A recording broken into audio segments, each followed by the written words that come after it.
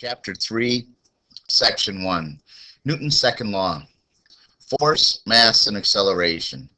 The previous chapter discussed Newton's first law of motion, which states that the motion of an object changes only if an unbalanced force acts on the object.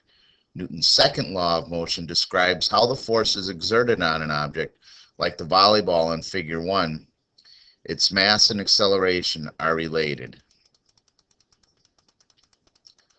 Force and acceleration. What's different about throwing a ball horizontally as hard as you can and tossing it gently? When you throw hard, you exert a much greater force on the ball. The ball has a greater velocity when it leaves your hand than it does when you throw gently.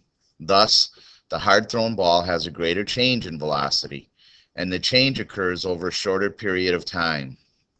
Recall that acceleration is a change in velocity divided by the time it takes for the change to occur. So a hard-thrown ball has a greater acceleration than a gently thrown ball. Mass and acceleration.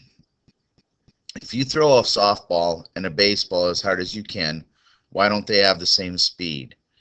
The difference is due to their masses. A softball has a mass of about 0.20 kilograms. But a baseball's mass is about 0.14 kilograms. The softball has less velocity after it leaves your hand than the baseball does, even though you exerted the same force. If it takes the same amount of time to throw both balls, the softball would have less acceleration. The acceleration of an object depends on its mass as well as the force exerted on it. Force, mass, and acceleration are related.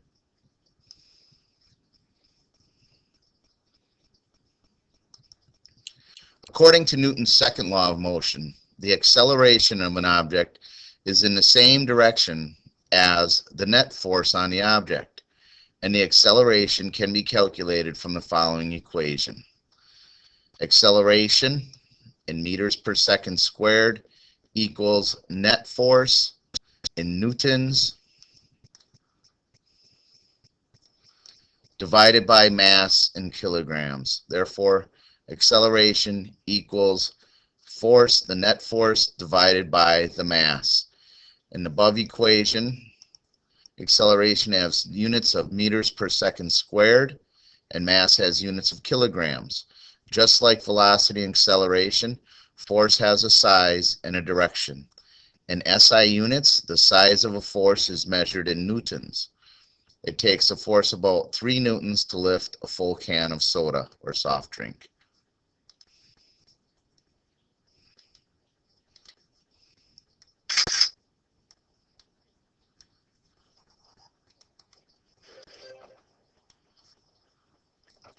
A problem associated with the second law of motion. You push a wagon that has a mass of 8 kilograms. If the net force on the wagon is 4 newtons, what is the wagon's acceleration? Number one, start with what you know. The mass equals 8 kilograms. The net force equals 4 newtons. This is what you need to find, the acceleration. Acceleration equals the net force divided by the mass. So acceleration equals 4 newtons divided by 8 kilograms. 4 divided by 8 equals 0.5. So 0.5 meters per second squared. The wagon's acceleration is 0.5 meters per second squared.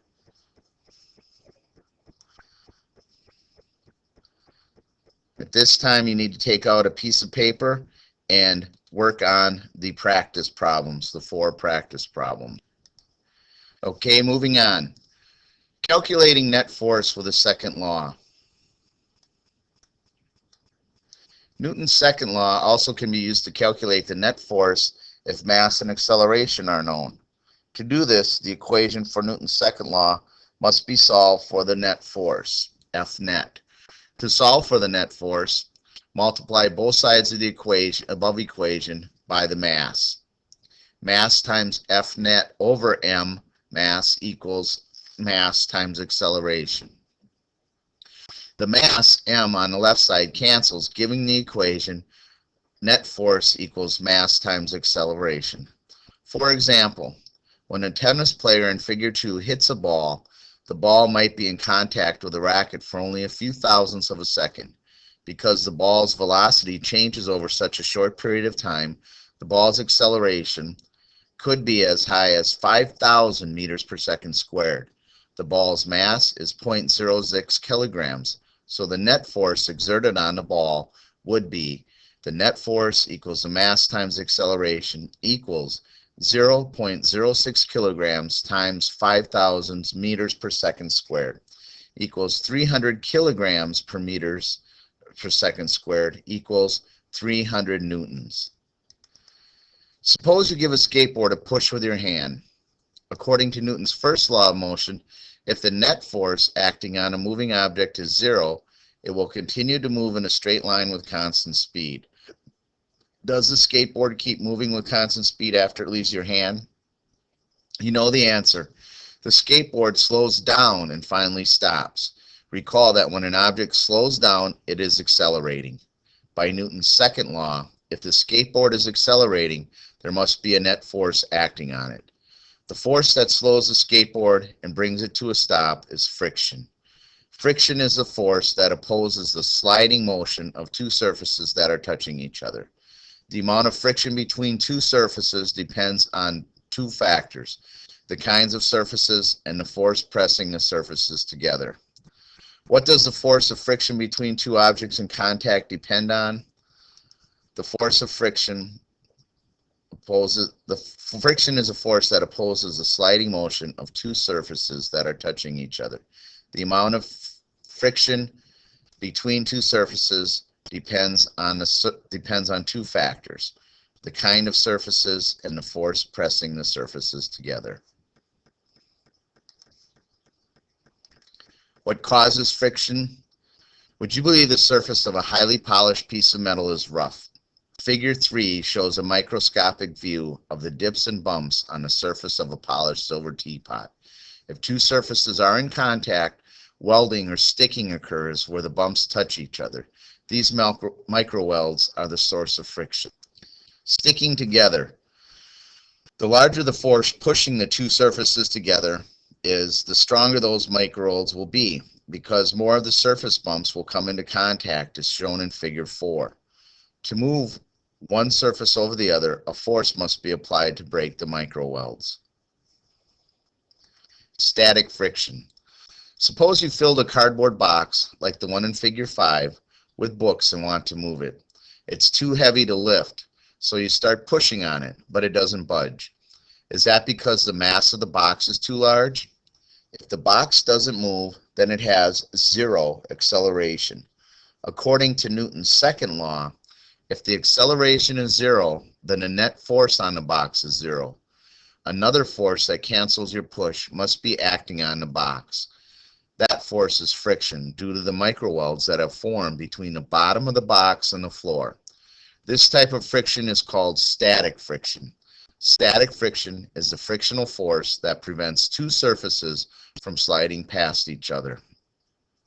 In this case, your push is not large enough to break the microwelds, and the box does not move. Sliding friction.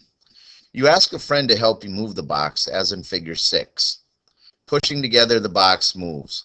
Together, you and your friend have exerted enough force to break the microwelds between the floor and the bottom of the box. But if you stop pushing, the box quickly comes to a stop. This is because as the box slides across the floor, another force, sliding friction, opposes the motion of the box. Sliding friction is the force that opposes the motion of two surfaces sliding past each other.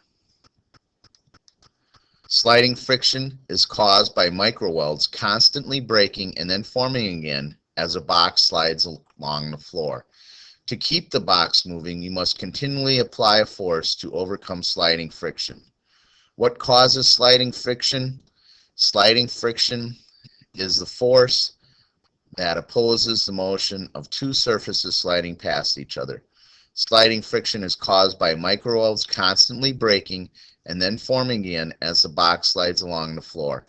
To keep the box moving, you must continually apply a force to overcome sliding friction. Rolling friction. You may have watched a car stuck in snow, ice, or mud spin its wheels. The driver steps on the gas, but the wheels just spin without the car moving. To make the car move, sand or gravel may be spread under the wheels. When the wheel is spinning, there is sliding friction between the wheels and surface. Spreading sand or gravel on the surface increases the sliding friction until the wheel stops slipping and begins rolling. As the wheel rolls over a surface, the wheel digs into the surface, causing both the wheel and the surface to be deformed. Static friction acts over the deformed area where the wheel and the surface are in contact, producing a frictional force called rolling friction. Rolling friction is the frictional force between a rolling object and the surface it rolls on. Rolling friction would cause the train in Figure 7 to slow down and come to a stop, just as sliding friction causes a sliding object to slow down and come to a stop. Air resistance. When an object falls towards Earth, it is pulled downward by the force of gravity. However, a friction-like force called air resistance opposes the motion of objects that move through the air. Air resistance causes objects to fall with different accelerations and different speeds. If there were no air resistance, then all objects, like the apple and the feather shown in Figure 8, would fall with the same acceleration. Air resistance acts in the opposite direction to the motion of an object through air. If the object is falling downward, air resistance acts upward on the object. The size of the air resistance force also depends on the size and shape of an object. Imagine dropping two identical plastic bags.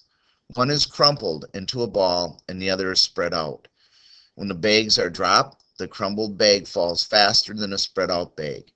The downward force of gravity on both bags is the same, but the upward force of air resistance on the crumpled bags is less. As a result, the net downward force on a crumpled bag is greater, as shown in Figure 9. The amount of air resistance on an object depends on the speed, size, and shape of the object. Air resistance, not the object mass, is why feathers, leaves, and pieces of paper fall more slowly than pennies, acorns, and apples. Terminal velocity. As an object falls, the downward force of gravity causes the object to accelerate. For example, after falling 2,000 meters without the effects of air resistance, the skydiver's speed would be almost 200 meters per second, or over 700 kilometers per hour. However, as an object falls faster, the upward force of air resistance increases. This causes the net force on a skydiver to decrease as a skydiver falls. Finally, the upward air resistance force becomes large enough to balance the downward force of gravity. This means the net force on the object is zero. Then the acceleration of the object is also zero, and the object falls with a constant speed called the terminal velocity. The terminal velocity is the highest speed a falling object will reach. Terminal velocity depends on the size, shape, and mass of a falling object. The air resistance force on an open parachute like the one in Figure 10 is much larger than the air resistance on a skydiver with a closed parachute. With a parachute open, the terminal velocity of the skydiver becomes small enough that the skydiver can land safely. Summary of Section 1, Force, Mass, and Acceleration. The greater the force on an object, the greater the object's acceleration.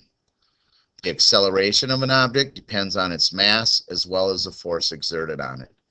Newton's second law. Newton's second law of motion states that the acceleration of an object is in the direction of the net force on the object and can be calculated from this equation. Acceleration equals the net force divided by the mass. Friction. Friction is a force that opposes motion between two surfaces that are touching each other. Friction depends on the type of surfaces and the force pressuring the surfaces together. Friction results from the microwelds formed between surfaces that are in contact. Air resistance. Air resistance is a force that acts on objects that move through the air. At this time, you need to take out paper and answer the Section 1 review questions, number 1 through 8, and turn them in by the end of class.